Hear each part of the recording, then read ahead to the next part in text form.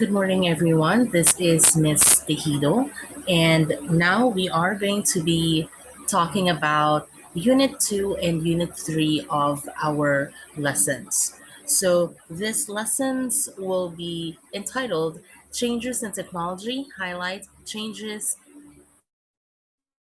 in Lines of Delineation.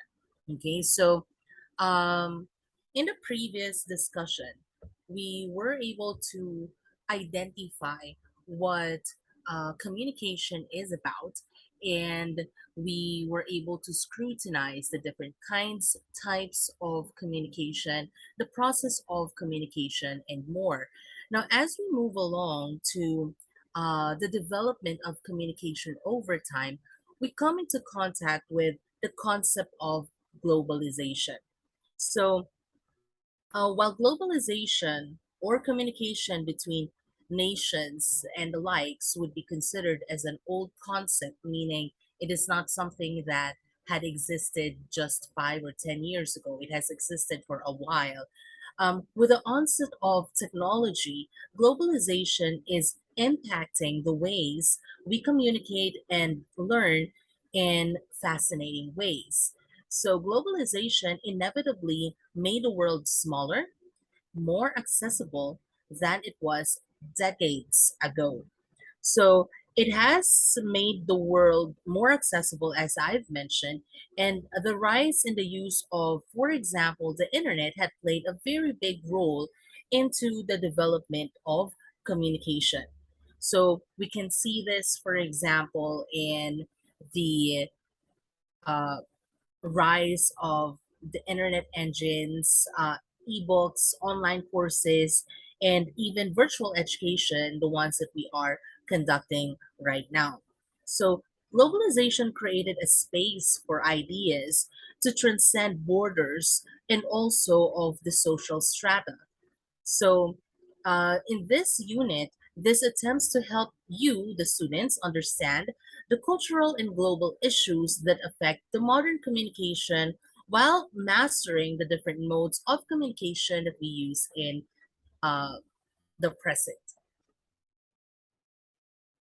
According to Philippe Courtois, while globalization will make the world smaller and more accessible, we must continue to appreciate its vibrant diversity. So, this is something that we are going to be exploring for this meeting. So, yes, the world has become smaller and it has become more accessible, but does that necessarily mean that there is no diversity? So, that's what we're going to be answering. For this lesson, you are expected to accomplish the following things, like you should be able to explain how cultural and global issues affect communication, appreciate the differences of the varieties of spoken and written language. Likewise, be able to write a reaction paper about it, determine culturally appropriate terms, expressions, and images, and also adopt cultural values and intercultural awareness and sensitivity in communicating ideas. We are going to begin our lesson with communication and technology from what we call as a mass communication to mediated communication. Now, before we talk about uh, mediated communication, or in a way, computer mediated communication, or what we call CMC, it is important for us to understand the distinction between mass uh, mediated communication and interpersonal communication. Now, we have talked about interpersonal communication before. When most people talk about mass mediated communication, they are usually referring to, for example, newspapers, radio, and television stations, and so on. Thus, they focus on the channels or media typically associated with the type of that communication. Now, although each of these channels would fall into a working definition of what mass mediated communication is, um, Westerman, Bowman, and Latkin in 2017 borrowed the idea of Schaff and Metzger in 2001, who offered three characteristics of what we call mass communication. So we are going to focus first on what is mass communication. Mass communication has several characteristics. It has mass production, a lack of individual or audience control, and it's finite in its available channels or in ways that the message can be sent.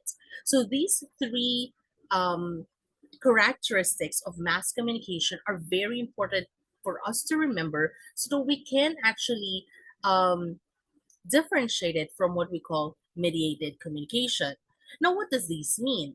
So, mass communication, in this case, the first characteristic of mass communication being mass production means that the product made, in this case, for example, the message, are made for large and often anonymous audiences with the goal of being able to attract as big of an audience as possible. So the message is actually tailored for a very large number of people that we don't necessarily uh, scrutinize who these target audience are. So they are just simply for, mass production. So similarly, we can associate this with an assembly line. Okay, mass messages are produced in a one size fits all manner to appeal to as many people as possible in a standardized way. So some have referred to this phenomenon as appealing to the lowest common denominator. So usually, as a criticism of this type of programming, um, what this means is that we try to get to the lowest common denominator of all the possible audience for us to be able to create this mass production of messages. Taking, for example, a newspaper. Even though you are a grade 4 student or a grade 5 student, you should be able to be understand what the news is all about. At the same time, you don't necessarily have to be an engineer or a graduate of a 4 degree course for you to be able to consume the message of the newspaper. So, what does this mean, and how is mass production related to this? This simply means that the newspaper is written in such a way that the most common denominator being that you can read and you can comprehend basic knowledge and basic words, you should be able to understand what is being written or what is written in the newspaper. So it doesn't really take much of an effort for us to actually understand what is going on. That is mass production. So it says in our module that, for example, the US newspapers are written to a fourth or sixth grade reading level to ensure that all possible audiences can read the news without barriers. But writing stories at a lower reading level also means that sometimes they are oversimplified and might not present in depth coverage of societal events. So, this is demonstrated in the definition of communication, and the choice of encoding can alter how a message would be received. Okay, so another characteristic of mass communication that we have mentioned earlier is the lack of individual control. Now, this is also another important characteristic of mass communication. Lack of individual control simply means that the individual audience members or media user has limited control over the content provided and over how they should consume this particular content. So the content itself is created by large anonymous companies and organizations with very little input from the audience members before their creation. So this basically means that if you're going to be watching, for example, a television show, the producers of that particular television show does not necessarily think of like who is my target audience. Okay, would they be able to understand what we are going to say? So that is not really a factor in mass communication, because what would happen is basically the audience would just have to take in what you are providing them. Okay, so there is no point for you to like control it. A very good example of this is back in the early 20s. Okay, is that, yeah, early 20s. We have this set of shows that you're if you want to follow them, then you have to stay tuned in to a particular show time, okay, or when it is going to be presented.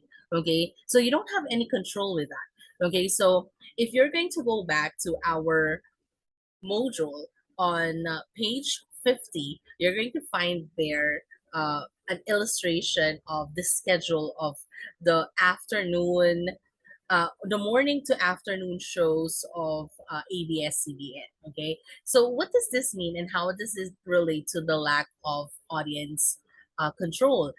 Basically, if you want to watch, for example, a particular show, let's say Umagang Kay Ganda, you would have to stay tuned at exactly 6 a.m. so that you're going to get the entire show.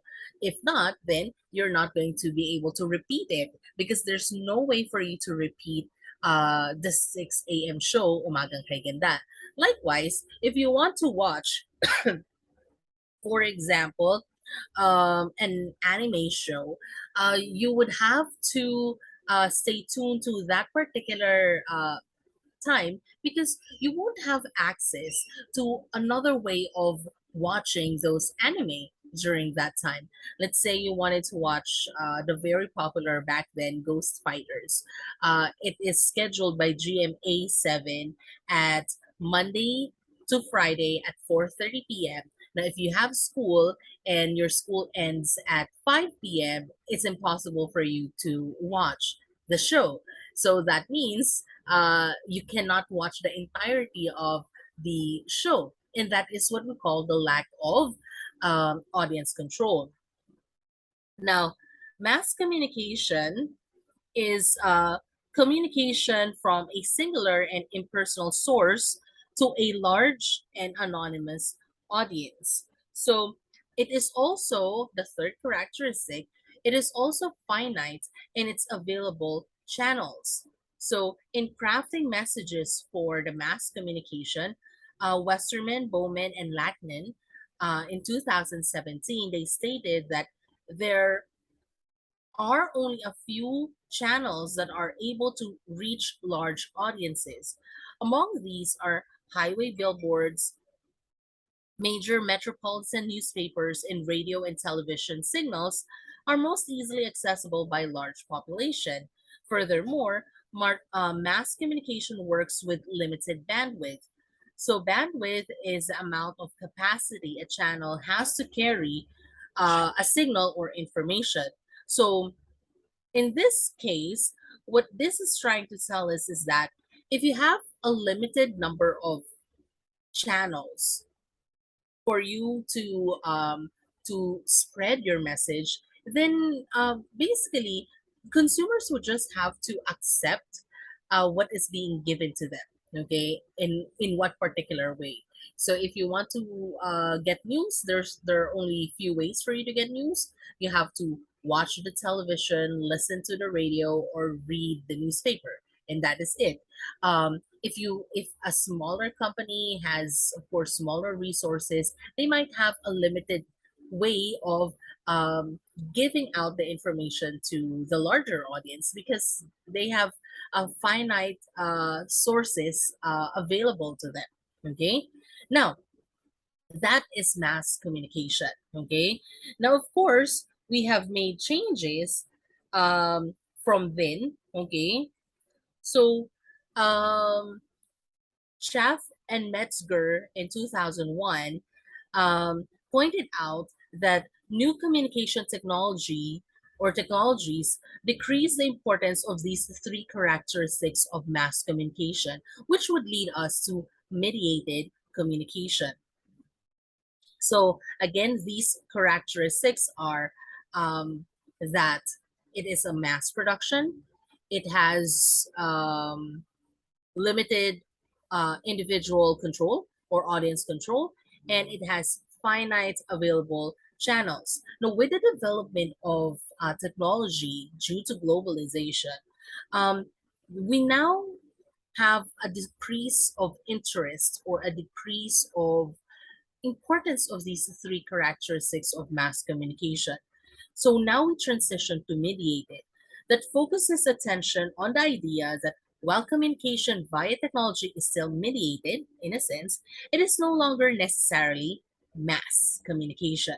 Okay? So, in this way, we can understand that mediated communication differs from non mediated communication in one very clear way.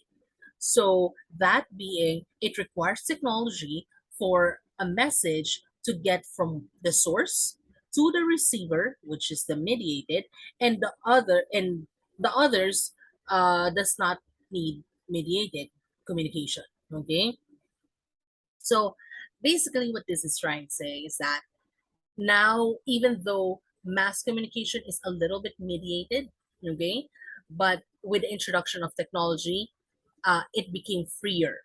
Okay, so in this case, this is what we call as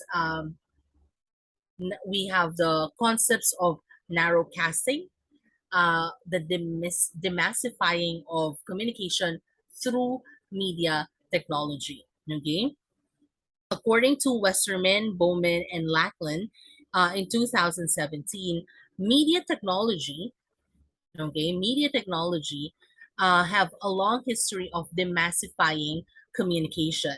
That is, working against the three characteristics that were mentioned earlier. For example, now we have the introduction of cable television. So, uh, with the introduction of the cable television, it now allowed cable customers to have not just channel 2, channel 7, channel 9, or channel 4, but it now allowed for the audience, the target audience, to have multiple channels from as a minimum of 60 channels to even 100 or 900 channels, depending on your cable plan. Okay, so this availability of channels is very important in the concept of demassifying communication, meaning that if there are people who are not interested in this particular um, content, they can just move on to another channel that actually specializes on the content that they like. So, unlike, for example, when we're talking of mass communication, we're in at 6 o'clock, you have to watch this, okay, because everybody in the family are, watches, for example, the news, then you would have to sit there and watch with everybody else. But with the introduction of media technology, now, if you don't want to watch the news at this particular time, you can always go to a different channel to watch what you want to watch. Okay. So, also, um, content producers were able to create content for a more specific and smaller audience. And this is what we call as narrow casting. Okay. So let us say, for example, with the idea of cable television, if you are someone who would love to watch sports, you have several channels that would cater to that. You have the NBA channel, ESPN, um, one sports or whatever kind of sports television cable television channel that is. If you want to watch, for example, cartoons, there is Nickelodeon, Disney Channel, and more. If you want to watch fashion, you have other channels for that. So this means that yes, you are tailoring still the content for for mass, meaning for a larger audience, but you are now narrowing who these audience target are. Okay, so this allows for the content to be more specific to the kind of audience that they want to target. Now, considering the notion of audience control, so this is something that is very important with the introduction of media technology. So, because in the mass communication, audience have limited control or almost no control at all to the content that they are consuming.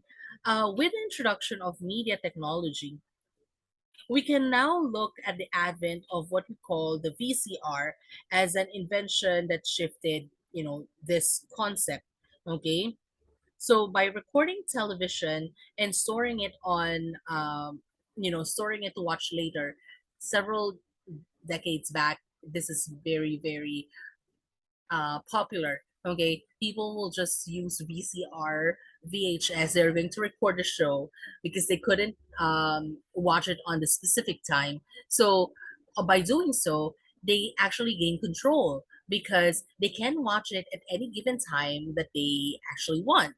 Okay, and of course, now with the introduction of other technology, like in the case, for example, of Netflix and other media oriented technology like YouTube, Vimeo, and other other technology like this, you can even watch it whenever you want it. That you don't even have to record. So you want to watch a movie, let's say it was released on Netflix yesterday. You don't have to worry that it's no longer going to be there. You can watch it after a week, after 2 weeks, even after a month. If it's still there, then you can just watch it. If you don't feel like watching it anymore, you can still just pause the video and then continue watching it whenever you feel like it. So this is what had became different in the concept of um, what do you call this, mediated communication. Okay, now in terms of the changes that happen with interpersonal communication, communication between two individuals, as we know, interpersonal communication um, differs from mass mediated and mediated communication in at least two ways. Okay, first, we consider the intended audience size. In interpersonal communication, um, if you remember the different kinds of communication, we say that, at a certain level, a small group communication can still be considered interpersonal communication. But the moment that you actually go to a public communication, to a mass communication, now it becomes different. Okay, because your audience size is no longer that small. Okay, so although mass and mediated communication considers messages meant for large audiences, interpersonal communication um, considers messages that are exchanged between smaller numbers of people. So that's how different it is. So, second is that we consider the nature of the relationship that typically exists between the source and that of the receiver of a message in terms of the interpersonal communication. So, with mass mediated communication, messages come from a large or largely anonymous organizations, and it is unlikely that the source really knows who the receiver is, and actually vice versa. So, in this case, the probably the only thing that the producers or content creators know is that they probably have a general understanding of the audience, such as age, their gender, their sex, and others. Okay, but they don't know them in detail. Unlike in the case of interpersonal communication, wherein you can tailor your message and how you're going to say it according to who your audience is. This is a little bit difficult when we talk about mass communication, because for mass communication and mediated communication, we only have a general knowledge of who they are. Okay, but in interpersonal communication, we have a deeper understanding of them because we consider the relationship. Okay, So, other than that, um, Metzger, Schaff and Metzger had listed six differences between mass and also mediated communication. Okay, so we have already mentioned about this are the two from interpersonal from mass communication, the intended audience size, and the nature of relationships. Okay, so in the case of interpersonal to mass communication, here are the six differences that were listed by Schaff and Metzger. So first is the channels. As mentioned previously, mass communication is typified by a finite or limited availability of channels. So, and newer technologies have allowed for many channels to arise. For example, the internet allows for a near infinite number of possible channels that are readily available for communication by anyone with a network connection. And again, this is how different it is from interpersonal communication, wherein in for interpersonal communication, the channel is fairly limited. Okay. Next we have is the audience.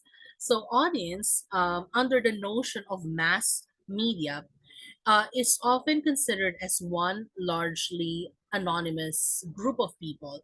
So, however, newer technologies allow message producers to identify smaller and more focused audiences that allows them to tailor their message or content to satisfy a variety of niche markets. Okay, so this is how it transitioned from mass to mediated. Okay, but nevertheless, for interpersonal communication, of course, the audience is relatively smaller. Okay. Now, next we have is control. Mass communication puts control of message distribution and consumption squarely in the hands of the sender. Okay, so just like what we mentioned earlier, the producer or the content creator is the one who actually um, thinks of the content, regardless of who the audience are, and that would be it. And that's the reason why the audience actually has less to no control in terms of mass communication.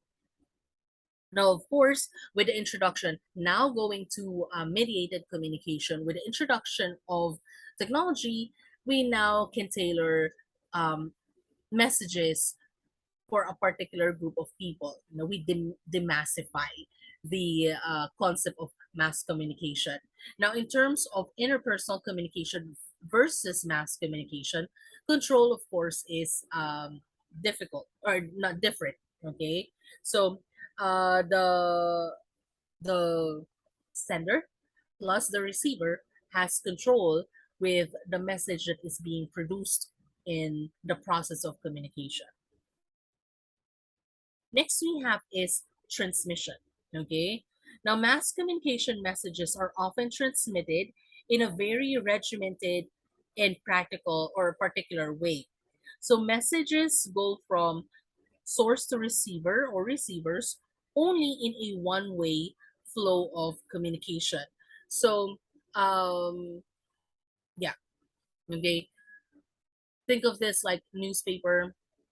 Once they have printed it out, they actually has no way on how to identify how you're going to react to the news. They probably have an idea, but they wouldn't really get it until you probably write them a letter, okay, which nobody does, okay, after reading the newspaper. So that is how mass communication transmission is. It's a one-way communication. This means that if an individual wanted to watch a television show, that show would be beamed from, for example, a station to the individual's television at a particular time. So if an individual were to be home, for example, at, let's say the show is at 8 p.m. and you arrived home at 8:05 p.m., then that simply means that you would miss a good part of the show. Okay. However, transitioning to mediated communication, we now can say that it becomes somehow a two-way communication, interactive communication in terms of timing. Okay, So to be more at the convenience of the audience. So referring to television as an example, many broadcast and cable shows now stream many of their more popular shows on websites or make them available for download, allowing the audience members to both choose a particular program of the show that they want to watch and control when the program is to be watched. Okay. Next we have is typification. Another way to think about the difference between mass and media is to consider the channels that best typify each, particularly as we see a continued evolution in communication technologies. As referenced in a uh, earlier, rather, we often associated mass with newspapers, televisions, and the likes, while often media communication is often internet based, so such as web pages, social media applications, and more. Okay, so this means typification refers to the type of communication that we are using, okay, or the type of like channel that we are using. Is that correct? Yeah, the type that we're using. Okay, so if mass communication is more on newspaper, television, um, mediated communication or media based communication is more on web pages, social media, and the likes. In terms of interpersonal communication, it's different. It's either verbal, non-verbal. Okay, and lastly, we have is learning. Okay, the sixth and final difference that Schaff and Metzger identified is has to do with how each encourages learning. So, with mass communication, the learning process is often done through modeling and observation. When somebody watches a television program, such as a segment on, for example, you know, how to brush your teeth, okay, um, then they watch that segment, remember the lesson, and attempt to reenact what has been learned. However, learning through newer media technologies is more of an experimental process. So, particularly as new media are often more interactive, instead of learning simply by watching others and imitating, newer newer media allow opportunity to learn by experiencing things directly. So this can be seen in video game systems such as Nintendo Wii, the PlayStation, and more, wherein you're allowed to actually experience, you know, something, okay, physically, and interact with what you can see on screen. Like in the case of what do you call this, the virtual reality technology. Okay, so there. Now let us move on to mediated communication specifically. So mediated communication, in contrast to the face-to-face communication or the interpersonal communication, refers to communications that happen using technological tools of information and communication technology, or ICT, as we have mentioned earlier. Okay, so as a mode of exchanging information to one person or another, all of these things or mediated communication would include,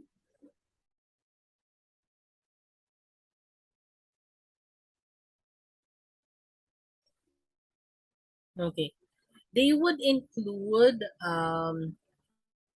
video communication, which is the different one of the different modes of exchanging information. Okay, so video communication refers to video communication is achieved by using web cameras to connect two or more parties, and this is the next best communication option after the face-to-face communication, as you get most of the same benefits as that of the interpersonal communication. However, there's always a possibility of bad connections or other technical issues that hinder the communication. If there are no technical glitches encountered, this could be a very effective mode of communication, especially for people separated by distance. For example, you may engage in a conversation via Skype, and it still exists, okay, Skype, or other applications that are available now.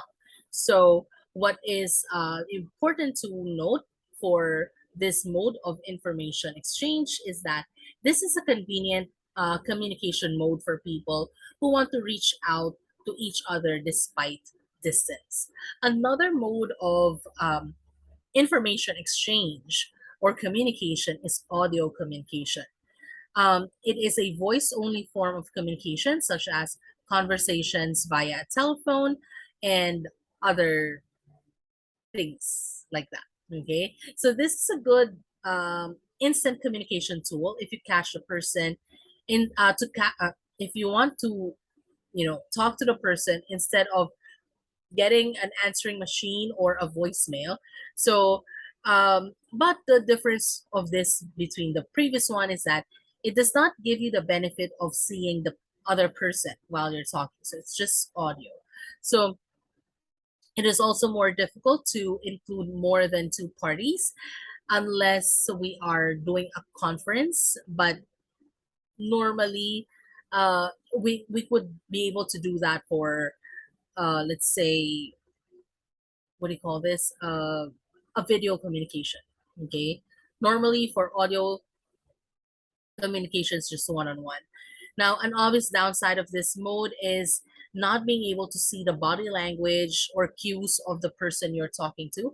However, if good listening skills is applied, then one may detect the tone, the rising of intonation, or the pitch of the voice, which may indicate the feeling or mood of the speaker that compensates for you not seeing your uh, the person you're talking to. Next, we have is text-based communication. So this is the last mode of communication for I'm sorry. This is the last mode of communication in the mediated communication. Okay. Now, also, it can be linked or traced back to the traditional mode of communication, like in the written communication. However, because of the evolution of our communication, we learn to adapt and integrate it to our daily living to address necessities. This being like email, text messaging, instant messaging, social networking sites like Facebook, Twitter, and others, okay, that offer text-based interaction.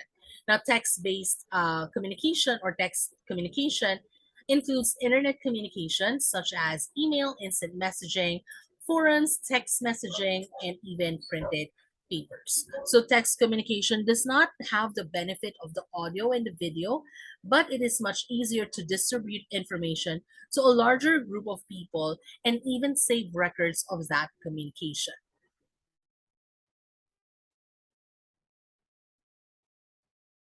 Okay, the next that we are going to talk about is communication in social media. Now, in the past, there are various modes through which we communicate, and these modes took the form of a handwritten message, typewritten message, short telegrams, computer encoded text, as well as audio and video conversations. Now, each mode of communication is distinct from one another in ways in which you can craft your messages. So, people now can use email, social media, um, chat messengers, video conferencing, and video calls, images, videos, videos, symbols, diagrams, and more. Okay, for us to communicate. So many things are wasting our time, and we're becoming more busy than productive. Okay, so the debate questions viral communications are not achieving the desired results in their conclusions. Is that uh, okay? So anyway, with the rapid With the rapid rise and spread of internet connectivity, the old forms of communication have given way to the new forms of communication, making communication easier and faster for everyone. So, thus, we have the emergence of the social media. Okay, social media and other online communications is believed to have to be having adverse effect on social skills and communication among the adolescents. Okay, now this is something that is um, that has been debated upon for several years, decades even, about the rise of the social media. Okay, when social media did not exist, social communication and interaction were the only way for communication, meaning people have to go out there, talk to people, and so that they can communicate.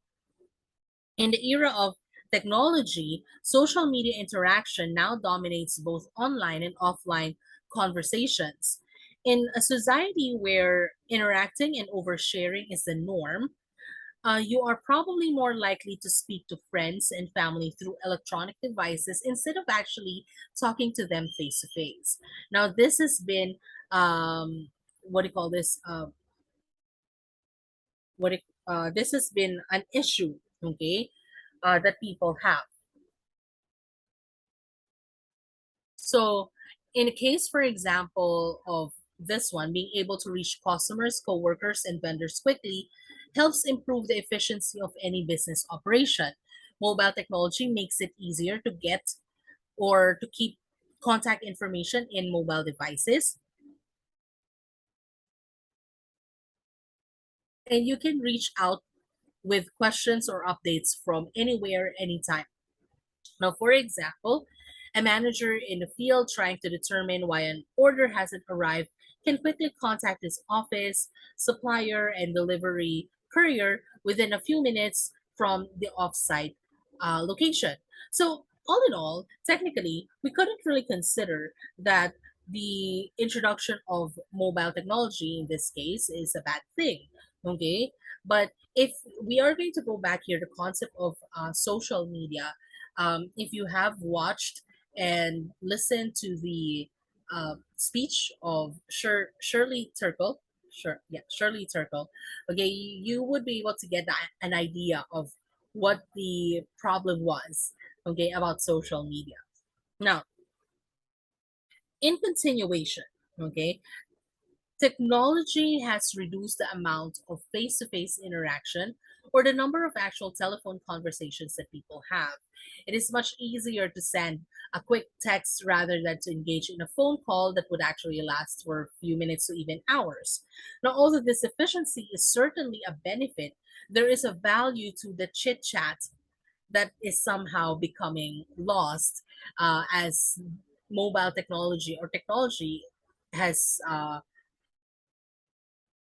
dominated our lives. So relationships are built when business knows its customer and discover opportunities to serve them more effectively through personal interactions and not just random surveys. Okay, and this is something that we should still consider to today. Okay, now, we have five common barriers, although we did talk about this, but in relation to media, technology, and globalization, we have the concept of the physical barrier, the social barrier, cultural, language used, and personal barriers. So this has been discussed before, so I would just like you to go over them again. Okay? Now, with that, let us now move on to one very important topic. This is lesson 6, globalization. Okay. Now, you have read a lot of materials about what globalization is.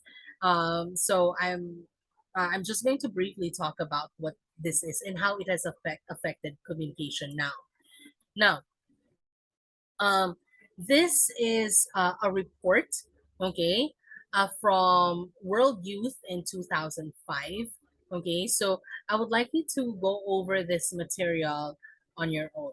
Okay, so the link is here, so you can just simply type in. Okay, Let's skip this part. All right. Now, in relation to that UNESCO World, sorry, that you the World Youth what do you call this article? Okay, the UNESCO website defines globalization as a multidimensional process that is characterized by one, the acceptance of a set of economic rules for the entire world designed to maximize profits and productivity by universalizing markets and production, and to obtain the support of the state with a view to making the national economy more productive and more competitive. Okay, so it means basically that with the advent of globalization, what we now have in terms of economy is a set of rules that would allow um, different countries to maximize their profits and also their productivity. Universalizing the markets and production, meaning making it easier for everyone to just, give their product or provide the product or the services and others to buy them. Okay, technological innovation and organizational change centered on the flexibilization and adaptability. Okay.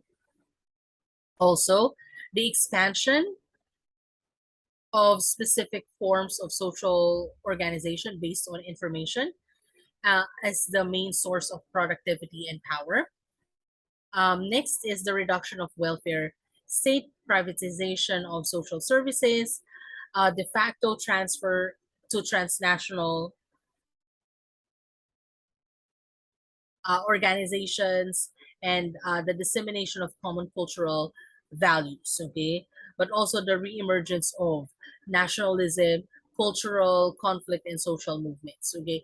So, um, in a sense, globalization has made like it gave a platform for people to come together, okay, and be able to take part in many aspects of our lives, not only in economy and marketing and consumerism, okay.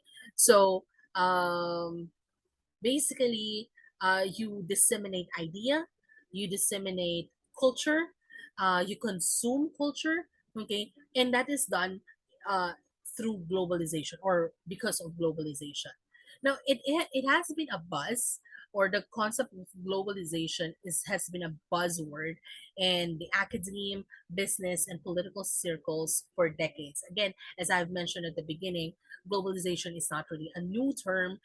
This has existed for a long time already. Now, the concept has both been viewed positively and negatively. So, this is expected in so far as globalization does have beneficial and also harmful consequences.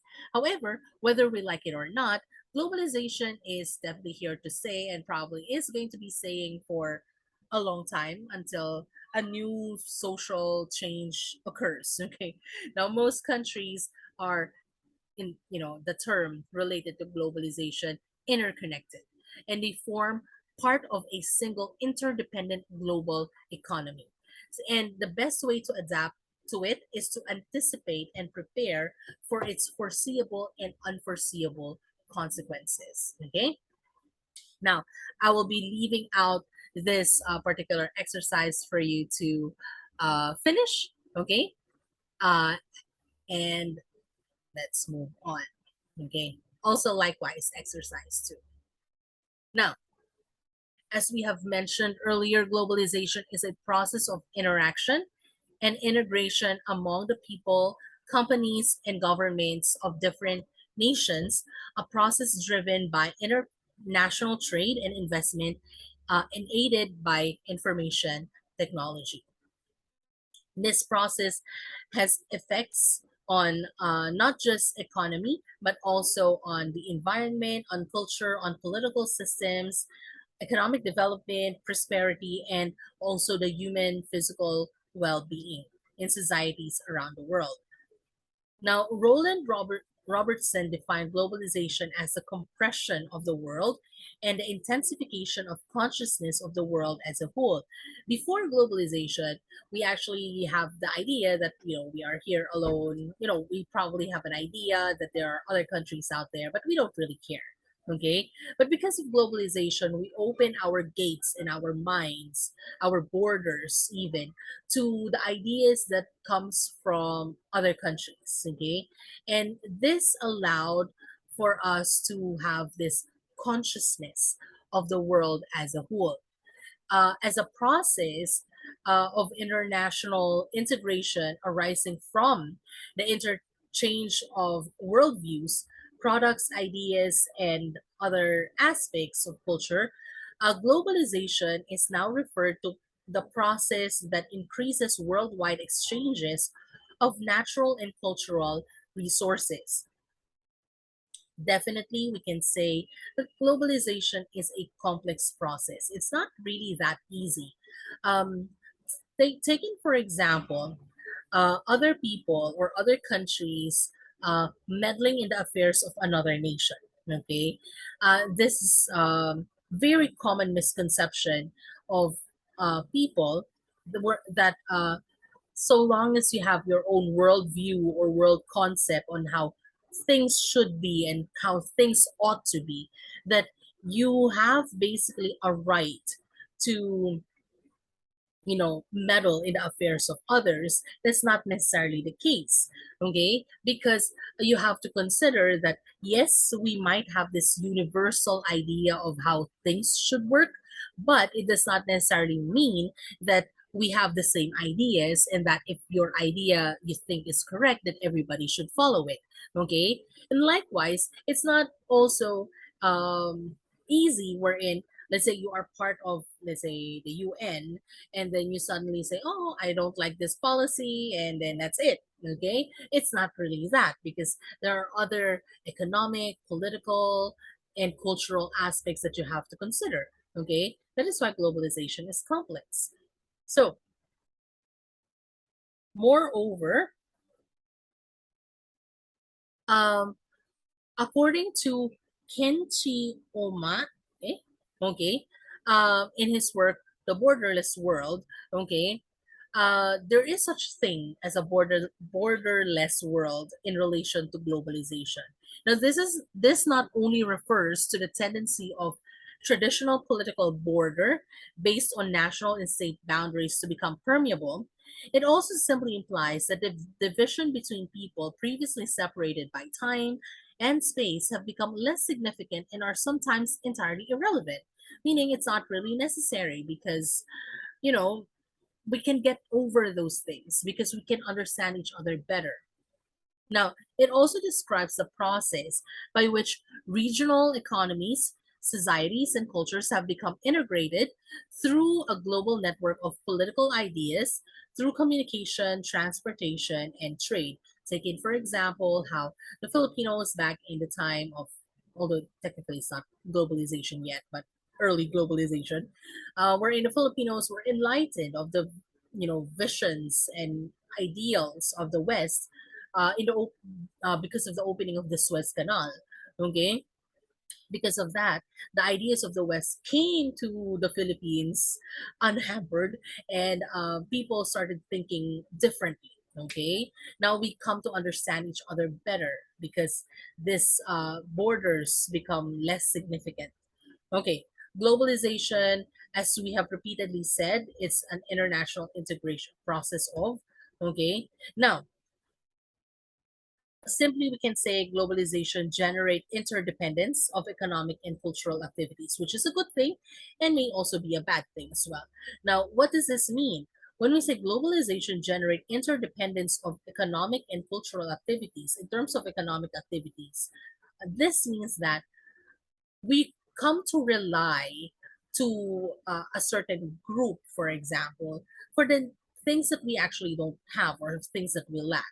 Taken, for example, um, workforce. Okay, this is a positive thing, I believe, and I think and this is just a personal opinion, this might be a power that the Filipinos are not harnessing yet, but Filipinos are workforces, okay? Like they are physical workforces that we sell to the world, okay? Now, countries, for example, like Canada, the US, Taiwan, Hong Kong, all of these countries, they cater to a lot of our nurses or health workers. Sometimes even cases of teachers, um, seafarers, other what do you call this, jobs, okay, that Filipinos can do, they will do, okay. We sell these to other countries and they become dependent on this. That if, let's say, for example, the Philippines just decided, like, you know what, we are not going to be sending people to, let's say, Canada anymore, because they don't need to go to Canada to work because we're prosperous enough to support everybody, then technically it's going to affect their economy. It's going to affect um, how they're going to be dealing with their healthcare system and the likes.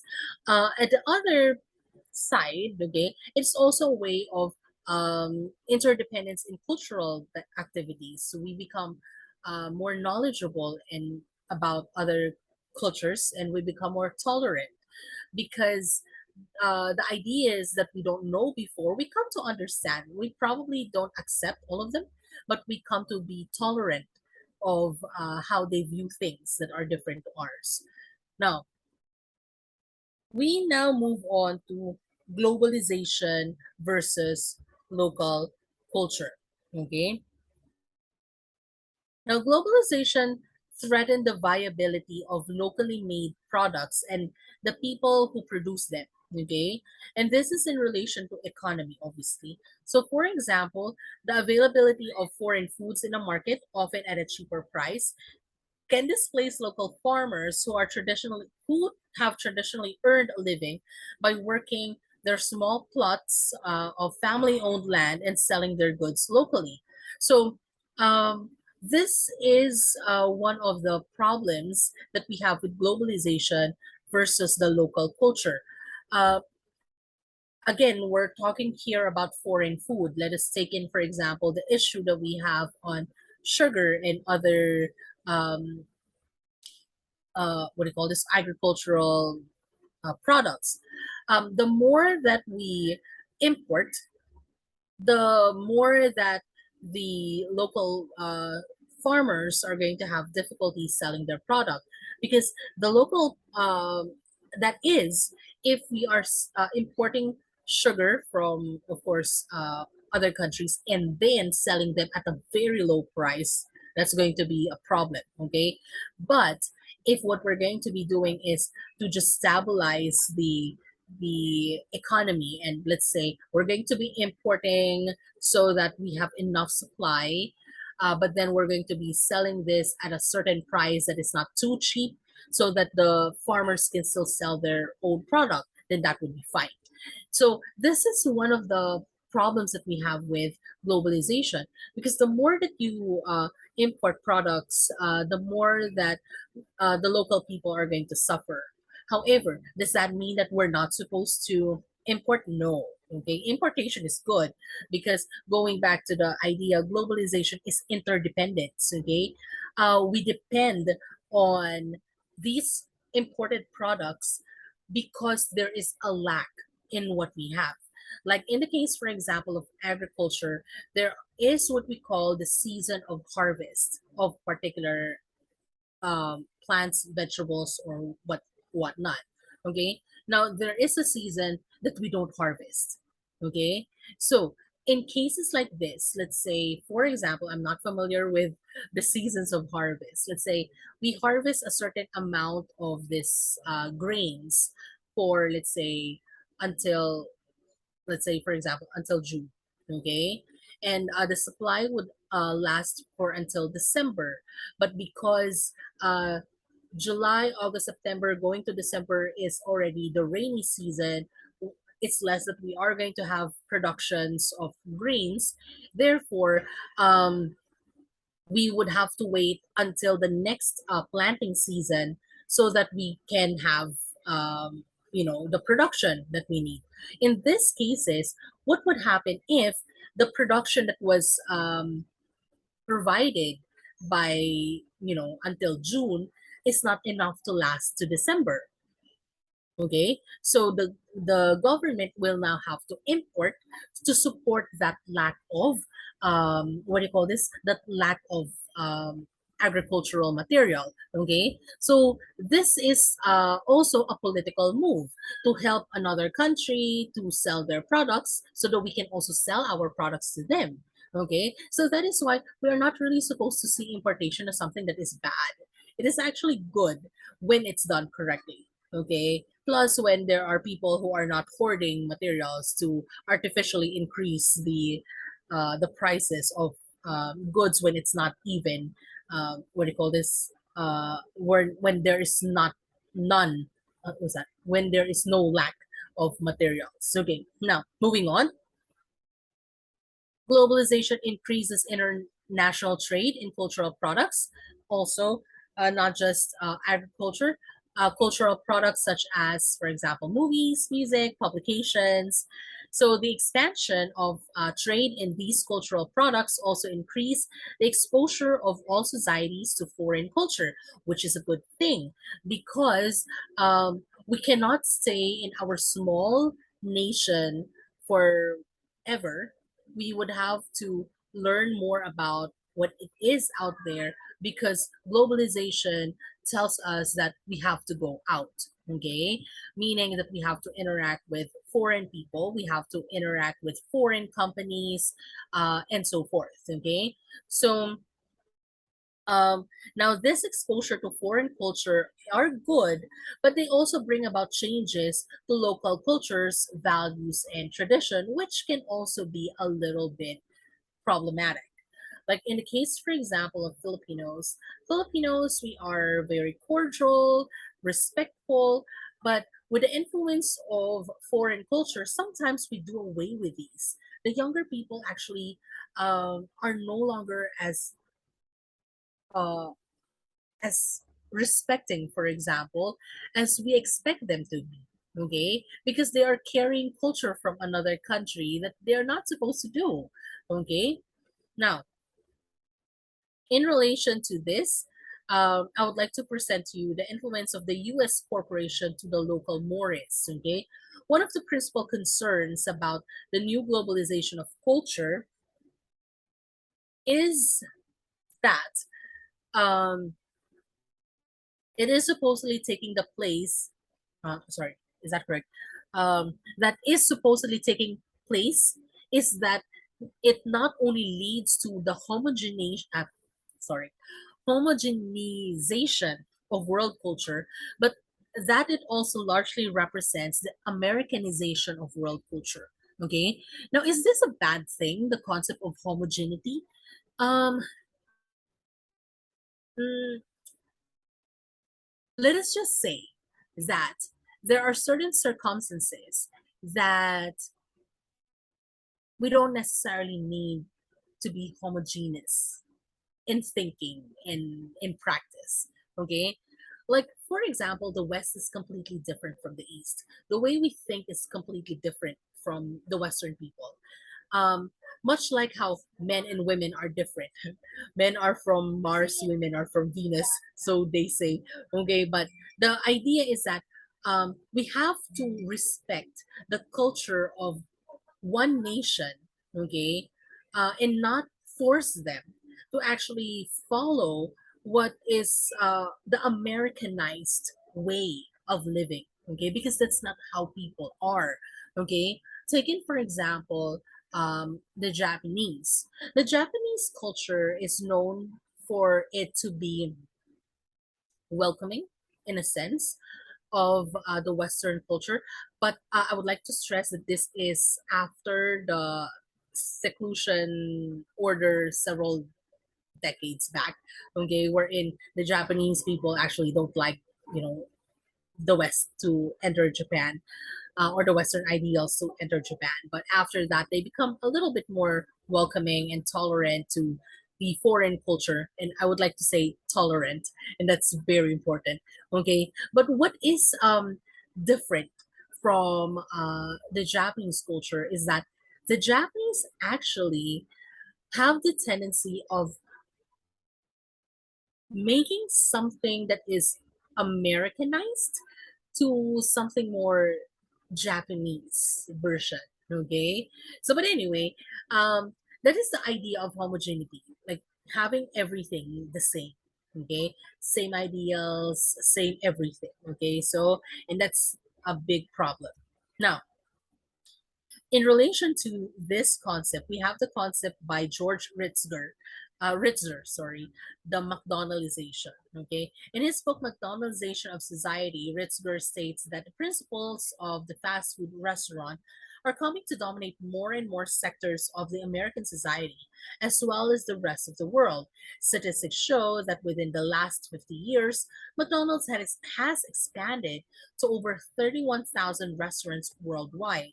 And this McDonaldization, according to Ritzler, is a result of globalization and ultimately leads to global uniformity, influencing local habits and traditions. Where, in fact, in the case of the Philippines, for example, we are not really into fast food until the Americans came in. So, before our local merienda would have been, the local pastries or the local rice, ano matawag doon? Kakanin and the likes, okay? And that's it. Okay, we live a very healthy life. Okay, but then here comes the McDonald's and other fast food chains from America. Now we want to have food that is fast. Okay, something that we can eat very fast on the go. Okay, and something that is not so healthy.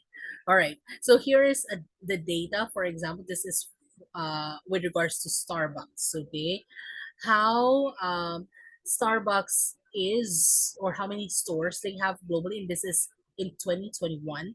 Okay, so of course in the United States we have this amount of Starbucks stores.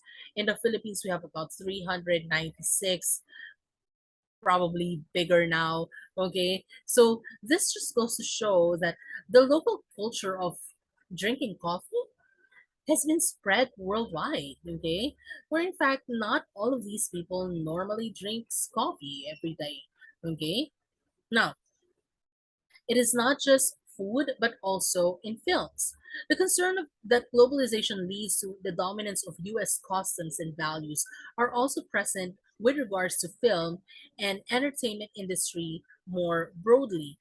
So, um, wherein we can find a lot of Hollywood films, and it influences the way people think. It influences how we do our films as well. Okay, so the idea here is, should we restrict or not to restrict? Okay, but if a government imposes domestic films, TV shows, or books onto its people, it limits their choice to consume what they prefer, and that's also a problem. In other words, the government is effectively saying that it does not trust its people to make choices that are right for them. Okay, now, um, should there really be a restriction? I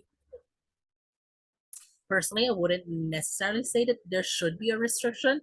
There are things that we want to consume because we are interested in them and we cannot find them in our local, local publication, local films, and we see them internationally. So, but I think that maybe just like what what was that? The film industry did is that they would have, for example, like a week or so that showcases only Filipino films, no foreign films allowed for just a week or so.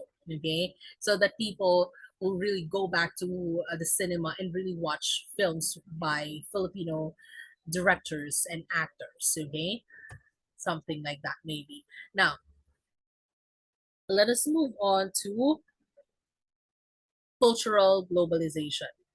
Now, cultural globalization, mhm, first we have to start with what is culture. Okay, Culture is one of the important concepts of sociology. So it says no human society can exist and develop without its culture. The main difference between the animal and human society is that we have culture and we believe they don't. Okay, animal societies, they do not have the system, for example, of learning, transmitting social experiences. Maybe they probably do, but in a different way, and we couldn't really consider that as culture per se. Now, culture is that complex whole which includes knowledge, beliefs, art, law, customs, and other capabilities and habits acquired by man as a member of a society. So there are different types of cultures. The first we call is the material culture, which is, as we understand, material and physical objects. So, for instance, house, roads, vehicles, etc. These are products of human effort to control its environment and make its life comfortable and safe. That is material culture. Second is non material culture. These would include non material objects, for example, religion, art, ideas, customs, value system, attitudes, and knowledge. It does not have any physical shape, and it's very important in determining the human behavior and has a strong hold on an individual on how he acts, why he acts, and likewise. Okay, next we have is real culture. So it is that which can be observed in our social life. The culture on which we act upon in our daily life is what we call real culture. It is the parts of culture which people adopt in their social life. For example, if a person says that he or she is a Muslim and follows all the principles of Islam, then the principles of Islam is real culture. When he does not follow these, then it's not real culture. Okay? Excuse me.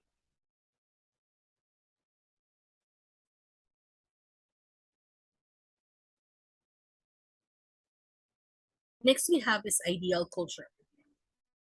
This is the culture which is presented as a pattern to the people, and it's called sorry, the culture which is presented as a pattern to the people is what we call the ideal culture. So it is a goal of the society and never achieved fully because some parts remain out of practice. So this culture are sometimes those that are presented in the books or speeches. So there, okay, meaning that these are the ideal, but they may not be necessarily practiced like the real culture. Cultural globalization refers to the transmission of ideas, meanings, and values across national borders. So this process is marked by the spread of commodities and ideologies, which become standardized around the world.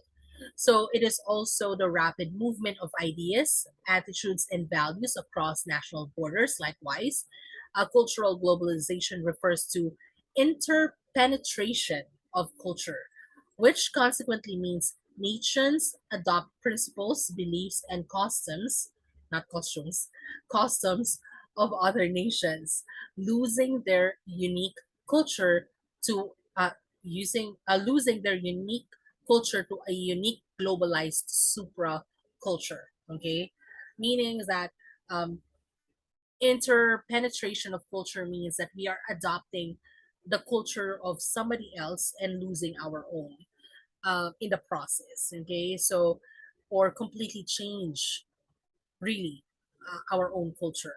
Okay, Watson in 2017 defined cultural globalization as a phenomenon by which the experience of everyday life, as influenced by the diffusion of commodities and ideas, reflects a standardized or cultural expression of the world, meaning that what you are doing in your daily life answers to or reflects the standardized cultural expression of the entire world. Okay.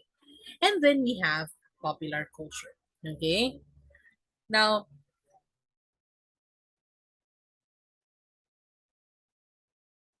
popular culture is related to um, a lot of things. Okay.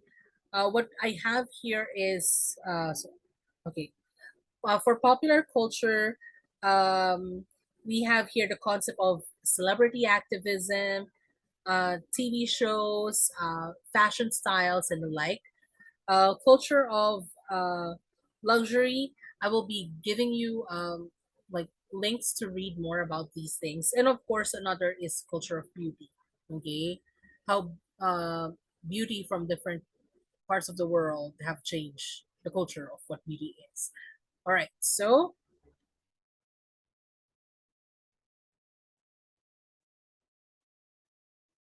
okay, next we move on to the next topic, which is impacts of globalization to communication and global communication. So, in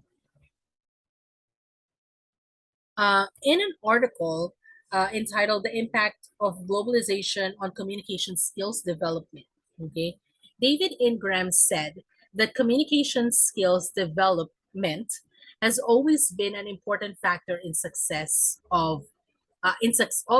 in business. But the influence of globalization and cross-cultural interaction in recent decades have impacted the types of communication skills needed in dramatic ways, meaning before we simply have to be able to communicate well, speaking and writing, but now it's no longer like that. Okay. So no longer can entrepreneurs afford to simply communicate within their own homogeneous culture. That's very important. Now they have to go contact the US company, go to the Japanese company, search for the South Korean company, and so forth. Okay. So people now need to understand the dynamics of a long distance collaboration, which had impacted the culture of and also the manners of speaking and particularly body language. Okay. So we have here um,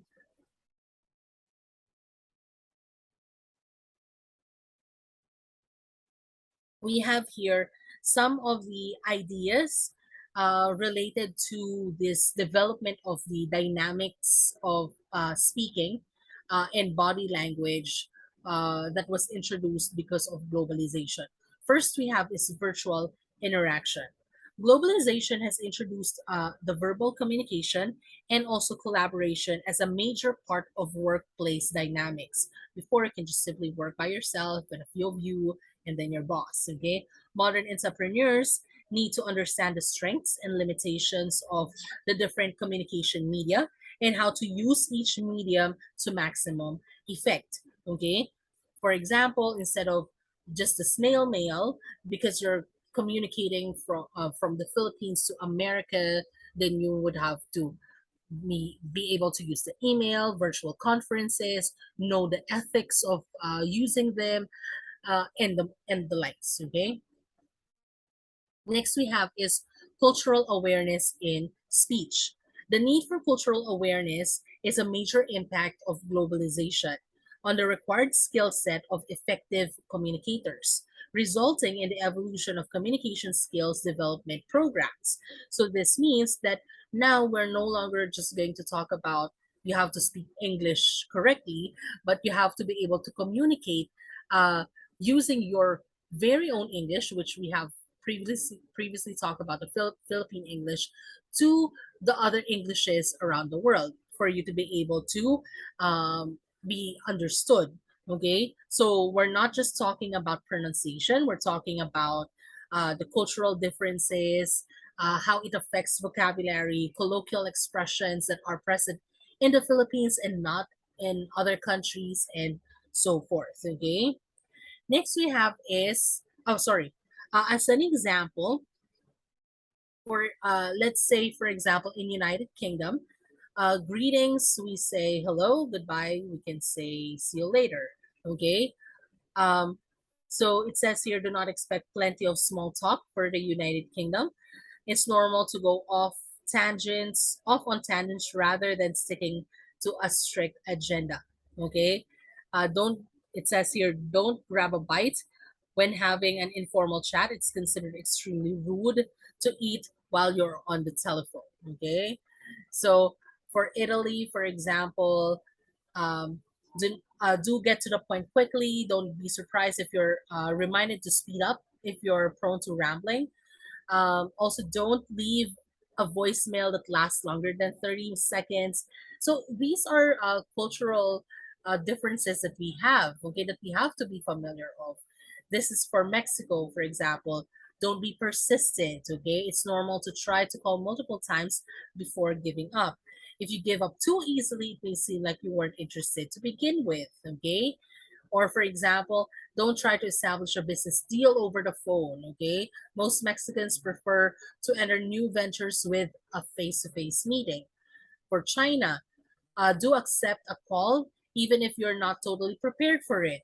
It's better to be available even if you don't have all the answers. Also, don't ignore a call. So it's common in China to ring repeatedly if the call is not answered. Okay? So for body language,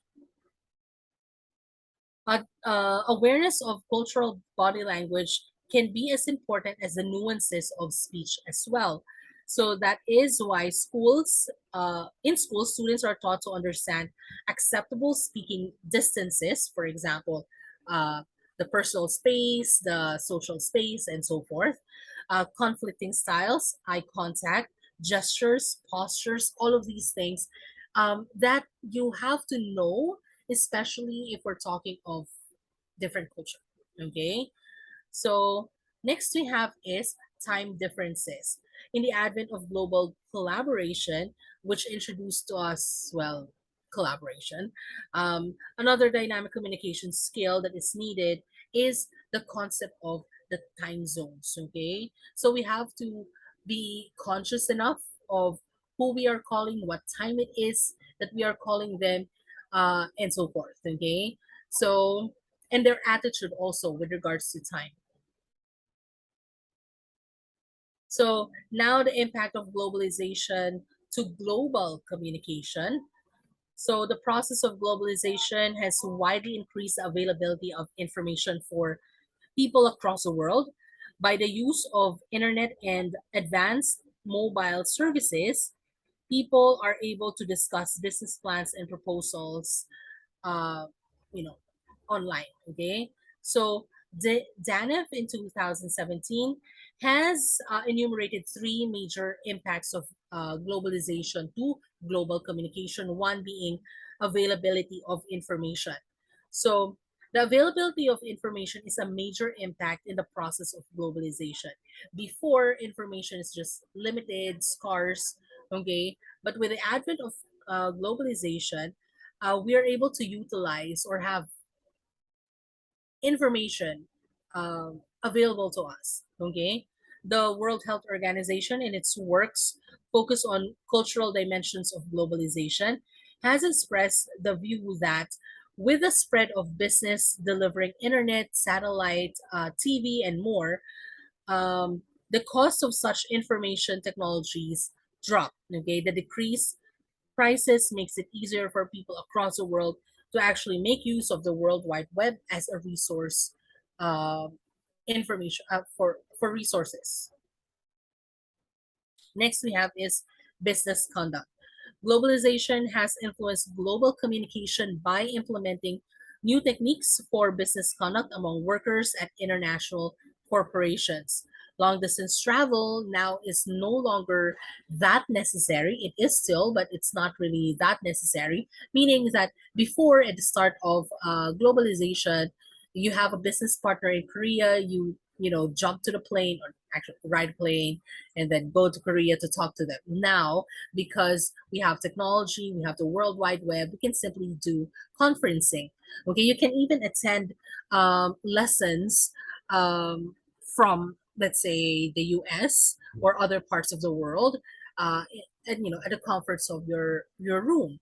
Okay, and so forth. And lastly, we have social awareness. Okay, the availability of information, which is a direct effect of the development of global communication systems, has led to the increase of social awareness of people across the world, which is a good thing. Okay, information technology and networks enable them to share their opinions, views, work on projects and researches on different areas with other people, the concept of collaboration. Okay. And these are the main reasons why we have this sense of a global society. We come to understand what they are, who they are, where they're coming from, and more. And also, we become more tolerant. Okay. So now the problem uh, is despite its quick spread and continuous development, global communication has not reached the majority of people on all continents. The World Health Organization indicates that at least 70% of all the people in Africa will never make a single phone call or use applications of communication technologies as part of the process of globalization because it's simply not available to them. Okay, so the thing here is the idea here is making the concept of globalization more accessible to people. Okay, so and I'm going to be pausing here and I'll be continuing with the next part of the lesson, which is on Unit 3. I will be seeing you guys in the next video. Goodbye.